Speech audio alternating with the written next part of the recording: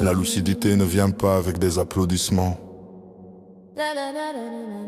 Elle arrive sans bruit, quand quelque chose en toi refuse de continuer à mentir.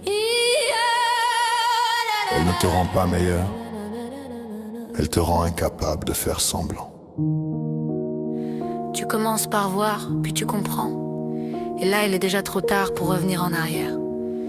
Tu vois les mots qu'on utilise pour masquer le vide, les postures qu'on confond avec du courage, les cris qu'on appelle vérité parce qu'ils font moins peur que le silence. La lucidité te coûte d'abord des illusions, celles que tu avais sur les autres, puis celles que tu avais sur toi. Elle t'arrache les excuses, les « je ne savais pas », les « je n'avais pas le choix ». Tu découvres que beaucoup préfèrent la fanfaronnade à la dignité parce que la dignité ne protège de rien. Être lucide, c'est comprendre pourquoi tant de gens parlent et si peu tiennent. C'est voir que la loyauté n'est pas populaire parce qu'elle n'apporte ni statut, ni refuge, ni groupe pour s'y cacher.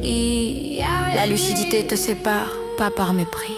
Par incompatibilité, tu continues d'aimer mais tu n'adhères plus. Tu entends, mais tu ne suis plus. Et ce n'est pas héroïque, c'est souvent seul, souvent inconfortable, souvent silencieux. La lucidité ne te promet rien, elle ne guérit pas, elle ne sauve pas. Elle te laisse debout, sans décor, sans rôle, sans masque. Elle t'oblige à choisir entre être vu ou être juste, entre appartenir ou rester loyal à ce que tu sais déjà. Le prix de la lucidité, ce n'est pas la souffrance, c'est la fin des mensonges utiles. Et peu de gens sont prêts à vivre sans eux. Et c'est aussi le prix de la liberté. Parce qu'une fois que tu vois, tu ne peux plus faire semblant d'obéir.